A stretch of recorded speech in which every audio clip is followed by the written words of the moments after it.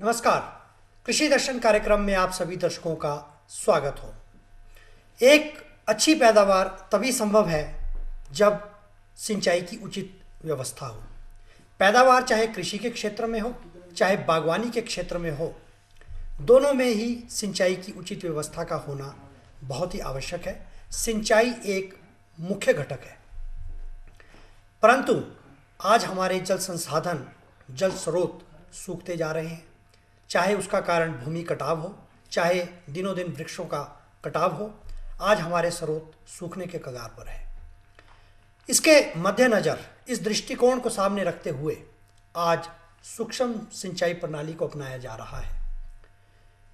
हमारा बागवानी विभाग इस ओर क्या कारगर कदम उठा रहा है, किस प्रकार किसान बागवानों को इसके लिए प्रोत्साहित किया जा रहा है, क्या सूक्ष्म सिंचाई प्रणाली की अपार संभावनाएं हमारे प्रदेश में हैं, इस विषय को आज लेकर के हम चर्चा करने जा रहे हैं। हमारे कार्यक्रम में विशेष रूप से आमंत्रित हैं doctor JP Sharma ji. Doctor Sharma, आपका कार्यक्रम में बहुत बहुत स्वागत है। किसान बागवान भाइयों, डॉक्टर शर्मा बागवानी विभाग में सब्जेक्ट मैटर स्पेशलिस्ट यानी विषयवाद विशेषज्ञ के पद पर कार्यरत है और आज के विषय पर यह हमें विस्तार पूर्वक जानकारी देंगे। हम चाहेंगे कि आप भी इस कार्यक्रम में अवश्य जुड़िए और जैसा कि आप सभी को ये मालूम है कि हमारा लाइव फोन इन कार्यक्रम होता है और आप हमारे दूरभाष नंबरों पर संपर्क करके डॉक्टर साहब से सीधे बातचीत कर सकते हैं। तो आप हमारे दूरभाष नंबर एक बार पुनः नोट कर लीजिए। हमारे टेलीफोन नंबर है 0177 कोड अवश्य लगाएं और हमारा टेलीफोन नंबर है 28000177 और दूसरा टेलीफोन नंबर है 28000178।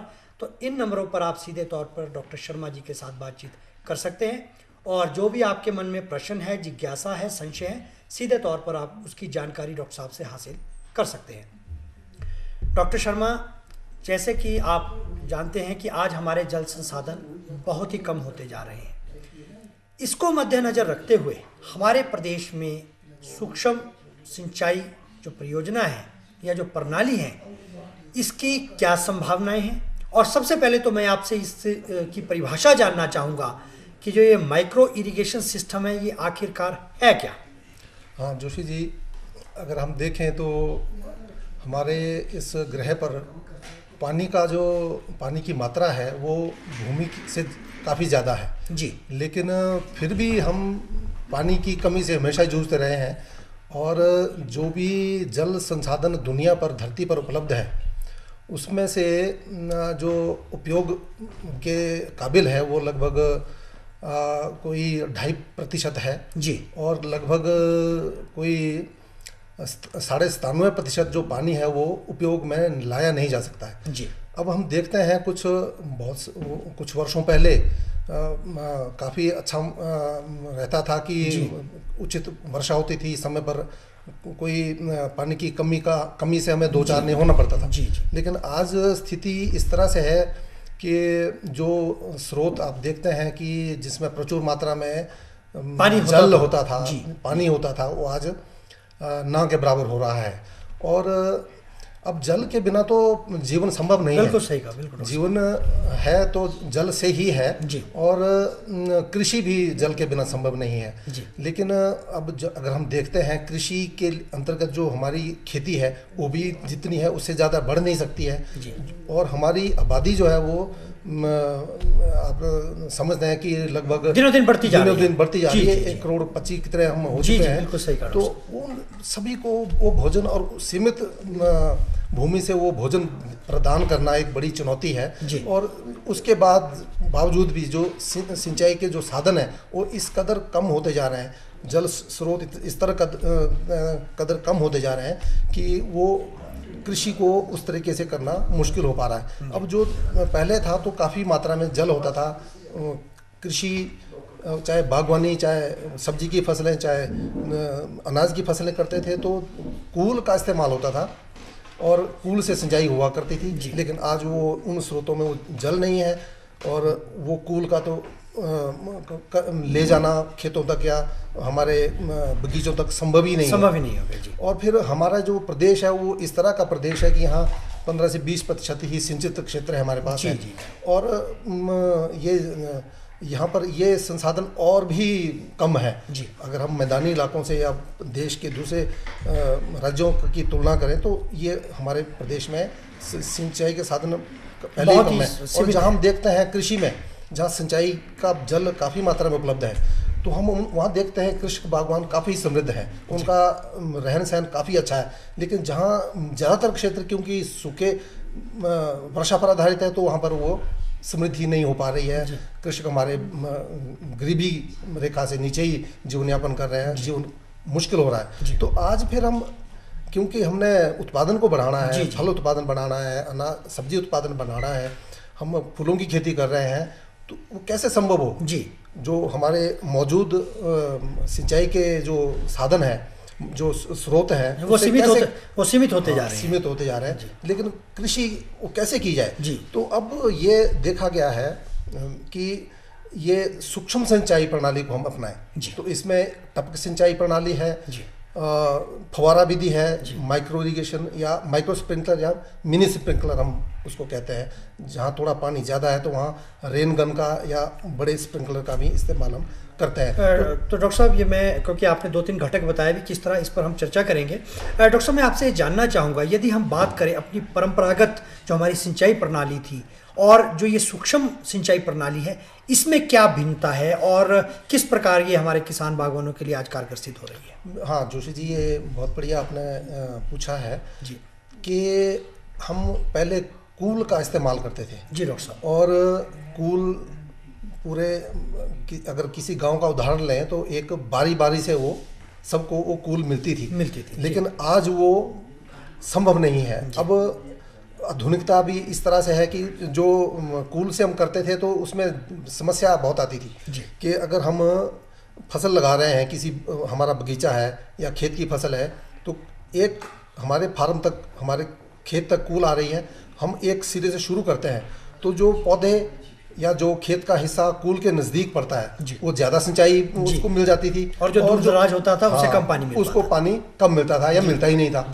अब जब सूखा, जब पानी की कमी होने लग गई पौधों को, तो सबसे पहले जो दूर का हिस्सा जो खेत का या हमारे बगीचे का, वो सूखना शुरू हो जाता था। और जहाँ कूल आ रही है वहाँ पर पौधों में यहाँ तक कि जड़ गलन, सड़न गलन रोग की समस्या भी वहाँ आ जाती है क्योंकि पानी ज़्यादा हो जाता था। तो वो सूक्ष्म सिंचाई प्रणाली की अगर हम इस्तेमाल इसमें अगर हम करते हैं तो उससे ये बहुत लाभ हमें मिल जाता है कि पूरी फसल में, पूरे हमारे बगीचे में या खेत में पूरे पौधों को एक समान पानी की उपलब्धता हम कर सकते हैं। डॉक्टर साहब के कहने का मतलब है कि एक व्यक्ति विशेष को उसका लाभ न मिल करके सभी जो है उस जल को सही मात्रा में और सूक्ष्म प्रणाली के अंतर्गत सभी के खेत जो है सिंचित हो सकते हैं। बिल्कुल। तो इसलिए बहुत ही कारगर सिद्ध। बिल्कुल। डॉक्टर साहब, अब आते हैं हम बागवानी की ओर, क्योंकि जो आज का हमारा मूल विषय भी है।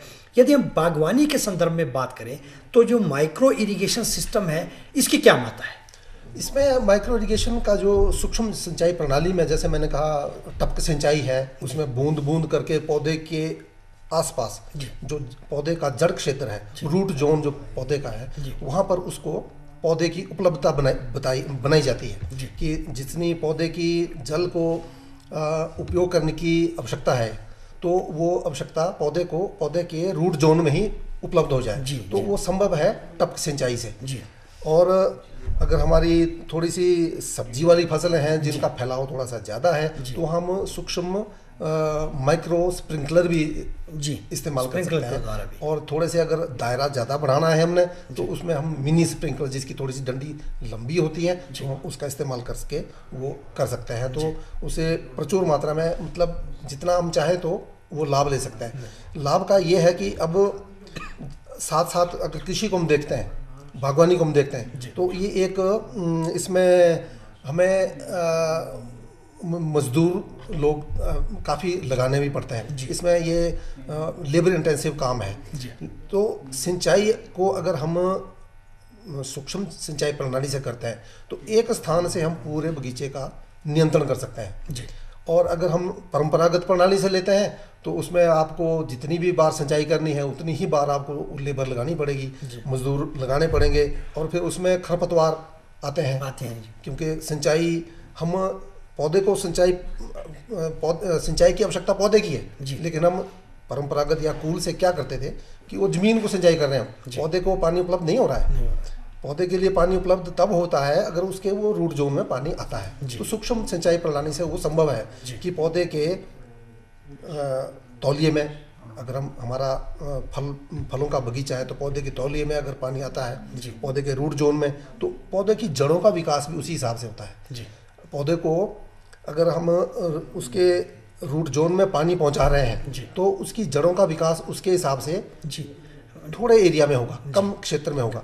अगर हम पानी को खुला कूल से दे पा रहे हैं, एक तो ये संभव नहीं है, अगर दे पा रहे हैं तो उसकी जड़ें काफ़ी दूर दूर फैलती हैं। और दूसरा समस्या एक आती है, जो कूल से पानी दिया तो पूरा वो जमीन में पानी गया। अब पौधे के लिए पानी तो चाहिए, लेकिन उसके लिए जड़ों में वायु का होना भी जरूरी है। लेकिन जो हमने कूल से पानी दिया, खुला पानी दिया, तो वायु की मात्रा जड़ों को बहुत कम हो जाती है, तो पौधे का जो विकास बढ़ोतरी पर उसका विपरीत असर पड़ता है। लेकिन जो टपक सिंचाई है वो क्योंकि नियंत्रित वो सिंचाई का पानी हम दे रहे हैं, ये हमारे नियंत्रण में है। वो जितना पानी प्रति लीटर हमने देना है, प्रति समय के हिसाब से देना है, तो हम वो हमारे नियंत्रण में है। और उसमें ये नियंत्रण रहता है कि पौधे को जितनी पानी की आवश्यकता है वो भी पूरी होती है, और पौधे की जड़ों को जो वायु की आवश्यकता है वो भी पूरी होती है। लेकिन जो पानी हमने पूरे खेत में भर दिया तो पौधे को कुछ समय के लिए बिल्कुल वो सफोकेट हो जाता है, उसका जड़ का जो क्षेत्र है वो बिल्कुल, उसको हवा बिल्कुल नहीं मिलती है, वो सफोकेट हो जाता है। और पौधे को जो पानी की उपलब्धता है वो उस समय नहीं हो रही है जब पानी से मिट्टी बिल्कुल गीली है। लेकिन जब आधा मतलब 50%, 50% उसमें पानी जब उड़ चुका है या ज़मीन में नीचे चला गया है तो वो पौधे के लिए वो उपलब्ध हो पाता है। और पौधे को जो पानी की उपलब्धता है वो वैज्ञानिकों ने आंका है कि एक रेंज है कि उसकी फीड कैपेसिटी से और परमानेंट विल्टिंग पॉइंट के बीच में जो पानी की जो उपलब्धता मिट्टी में रहती है वो पौधे के लिए उपलब्ध हो पाता है केवल, तो वो संभव है टपक सिंचाई से। तो डॉक्टर साहब, मैं आपसे जानना चाहूँगा कि एक विशेषज्ञ के नाते आप क्या रिकमेंडेशन करना चाहेंगे कि जो ये हमारी माइक्रो इरिगेशन सिस्टम है, ये जो प्रणाली है, इसमें किस घटक का प्रयोग हमारे किसान बागवान अधिक से अधिक करें ताकि पानी भी पौधे को मिल सके और पैदावार भी अच्छी हो सके? ये जोशी जी, ये तो हमें फसल के हिसाब से ये हमने लेना होता है। अगर हमारा बगीचा है, हम वृक्ष वाली फसल लगा रहे हैं, क्योंकि हमारा प्रदेश है फल राज्य के नाम से बिल्कुल जाना जाता है, फल राज्य की ख्याति प्राप्त करने जा रहा है, हालांकि अभी सेब राज्य के नाम से विख्यात है। तो फिर उसके लिए टपक सिंचाई ज़्यादा कारगर है। अगर हमारी थोड़ी सी फैलावदार ज़मीन पर छोटे फसलें हैं, जैसे सब्जी की फसलें हैं, तो उसके लिए माइक्रो स्प्रिंकलर या मिनी स्प्रिंकलर ही कारगर है। और इसमें ये भी एक हमें लाभ हो जाता है साथ में, अगर पौधों को, अब पौधा जो अपने पोषक तत्व, अपना जो पोषण है वो जमीन से लेता है। पौधों को अपना जीवन चक्र पूरा करने के लिए जितने भी न्यूट्रिएंट्स है, माइक्रो न्यूट्रिएंट्स, पोषक तत्वों को, इस 17 पोषक तत्व हैं जिनको लेकर के पौधा अपना जीवन चक्र पूरा करता है। और वो संभव है तभी जब उसको वो अपने जड़ क्षेत्र से वो पानी में वो तत्व घुल के पौधे को मिलते हैं।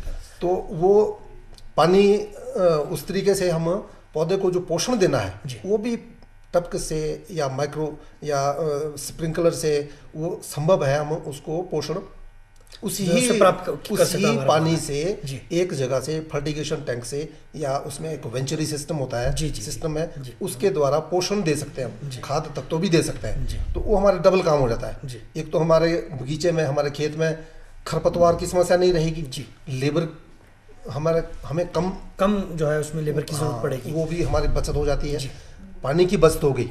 पानी को अगर हम टपक सिंचाई से अगर सिंचाई का हम उपयोग करते हैं और उत्पादन उसमें डबल मिलता है और पानी की मात्रा कम प्रयोग होती है, मतलब आधी मात्रा पानी की उपयोग करके डबल से ज़्यादा उत्पादन हमें प्राप्त होता है। तो ये फसल के हिसाब से हमें प्रणालियाँ लेनी पड़ती है। तो हमारे किसान बागवान जो है इसमें आपके विशेषज्ञों से राय मशवरा करके और फसल के अनुरूप जो है उस प्रणाली को अपना सकता है। डॉक्टर साहब, अब आते हैं, एक जो मुख्य बात आती है कि लागत को लेकर के क्योंकि किसान बागवान यही सोच रहा होगा कि हमने इस प्रणाली के बारे में तो जान लिया, यदि हम लागत के संदर्भ में बात करें तो किसान बागवानों को कितना इसमें जो है धन देना पड़ता है और क्या क्या सुविधाएं विभाग है, हम इस पर चर्चा करेंगे। लेकिन लागत की यदि हम बात करते तो क्या लागत है? हाँ जी, हाँ जी, ये इसमें देखो जोशी जी, ये जरूर लागत तो इसमें थोड़ा खर्चा तो शुरू में आता है जी, क्योंकि पूरा इसमें नलियों का, पाइपों का एक पूरा जाल हमारे पूरे बगीचे में, पूरे खेत में बिछता है जी। उसमें जल भंडारण अगर है तो उसके बाद जो प्रणाली लगती है उसमें लागत खर्चा आता है जी। तो अगर सूक्ष्म टपक सिंचाई में अगर थोड़ा सा हम बात करें, लगभग 1 हेक्टेयर क्षेत्र में अगर ये हमने लगानी है और 6 मीटर बाई 6 मीटर पे हमारे पौधे लगे हैं तो कोई इसका कोई 34,000 के लगभग इसमें खर्चा आता है जी। और उसके लिए भी कोई खर्चा ऐसा नहीं है, खर्चा तो आता है लेकिन इसके लाभ देखिए आप, एक तो हमारा मजदूरी बच गई जी, हमारे पौधे का उत्पादन डबल हो गया, पानी जो हमने इस्तेमाल किया वो आधा इस्तेमाल किया, मतलब उसी पानी को और भी ज़्यादा क्षेत्र में हम इस्तेमाल कर सकते हैं, वो लाभ। उसके अलावा जो इसको इस प्रणाली को सरकार की तरफ से प्रोत्साहित किया जा रहा है कि इसको, क्योंकि जल स्रोत कम हो रहे हैं, इसको इसलिए ज़्यादा प्रोत्साहन दिया जा रहा है कि ताकि कम पानी से ज़्यादा आमदनी कृषक बागवान ले सके। तो वो टपक सिंचाई से उसके लिए उपदान लगभग कोई 29,000 का जी, मतलब विभाग में कोई 80% की दर पर ये लाभ मतलब उपदान सहायता उपलब्ध है टपक सिंचाई के लिए। इसी तरह अगर स्प्रिंकलर विधि से वो की लगाता है कृषक बागवान तो कोई 64,000 का 1 हेक्टेयर के लिए वो खर्चा आता है, लगभग उसमें भी कोई 52,000 की सहायता कृषक बागवान को उपलब्ध करवाई जाती है। तो डॉक्टर साहब, एक जो मुख्य बात आती है, क्योंकि देखिए किसान बागवान ये सोचता है कि हमारे लिए ये योजना तो है लेकिन उसका लाभ किस प्रकार लिया जाए, एक औपचारिकताओं के दौर से गुजरना पड़ता है। हाँ, ये एक, क्योंकि हमारे जो तो हमारे शहरी क्षेत्रों के साथ के किसान बागवान है वो तो मैं समझता हूँ, क्योंकि आज सूचना प्रौद्योगिकी का दौर है, इंफॉर्मेशन टेक्नोलॉजी इतनी बढ़ गई है कि उसका लाभ, लेकिन एक जो दूर दराज क्षेत्र में बैठा है कोई चंबा, भरमौर, पांगी, तो वो उनके मन में जहन में एक प्रश्न रहता है कि औपचारिकताएँ क्या होगी। तो हाँ, इसकी सरलता के लिए हमारे विभाग क्या सोच रहे हैं बागवानी? जोशी जी, विभाग में ये सूक्ष्म राष्ट्रीय सूक्ष्म सिंचाई प्रणाली कार्यक्रम स्कीम चल रही है और एकीकृत बागवानी विकास योजना चल रही है जिसमें ये सूक्ष्म सिंचाई के लिए, बगीचा लगाने के लिए भी और सूक्ष्म सिंचाई प्रणाली लगाने के लिए भी उपदान सहायता उपलब्ध है। तो हर क्षेत्र, हर जिलों में ये जो स्कीम है, कार्यक्रम है, वो लागू है जी। और हमारे ग्राम स्तर तक हमारे जो कार्यकर्ता है, उद्यान प्रसार अधिकारी हैं, विकास खंड स्तर पर हमारे उद्यान विकास अधिकारी हैं, हॉर्टिकल्चर एक्सटेंशन ऑफिसर तो हमारे ग्राम स्तर तक है और विकास खंड स्तर पर हमारे उद्यान विकास अधिकारी हैं और इसके साथ साथ विषय विशेषज्ञ भी हैं जी। तो ये पूरा विभाग का ढांचा है जिसके अंतर्गत ये हमारी कोशिश है कि हर एक बागवान, कृषक बागवान के पास पहुंचा जाए, उनको ये जानकारी दी जाए प्रशिक्षण के माध्यम से और ये 1-to-1 भी जी हमारे पास आते हैं, उनके पास जाते हैं, वो चीज़ें हैं। तो कृषक बागवान को इसमें एक साधारण सा एक प्रार्थना पत्र है जी, जिसके लिए वो उनको हम दे देते हैं और उनको बताते भी कि ये लाभकारी कार्यक्रम है जी, बगीचे से लाभ कमा सकते हैं, कम पानी से लाभ कमा सकते हैं। तो उसमें कृषक बागवान को सिर्फ ये चाहिए कि वो जिस क्षेत्र में लगाना है उसकी वो उनके जमीन का जमाबंदी वो मिल जाए, राजस्व जो अभिलेख होते हैं, राजस्व अभिलेख, वो क्योंकि वो जमीन पर ये काम होना है, वो चाहिए इसमें। इसके अलावा विभाग के अंतर्गत इस कार्यक्रम को लागू करने के लिए कुछ निजी कंपनियां रजिस्टर्ड करती हैं जो इस काम को, इस सिस्टम को लगाती हैं जी। तो हम जो भी कृषक बागवान के लिए संभव है, जिसको भी वो चाहे जिस कंपनी को चुनना चाहे उनसे अपना उसका एक सर्वे करवा ले और उसका एक वो एस्टीमेट आ जाता है हमारे पास, आकलन आ जाता है कि इस इतने 1 हेक्टेयर बगीचा है या उसे कम। तो कहने का मतलब कि वो सारा प्राकलन करके विभाग के पास दे तो विभाग उसको स्वीकृत करता है। बिल्कुल। डॉक्टर JP शर्मा जी, आप हमारे कार्यक्रम में आए, इतनी महत्वपूर्ण जानकारी आपने आज के विषय से संबंधित हमारे किसान बागवान भाइयों को दी, इसके लिए आपका बहुत बहुत धन्यवाद। तो हमें दीजिए अनुमति, नमस्कार।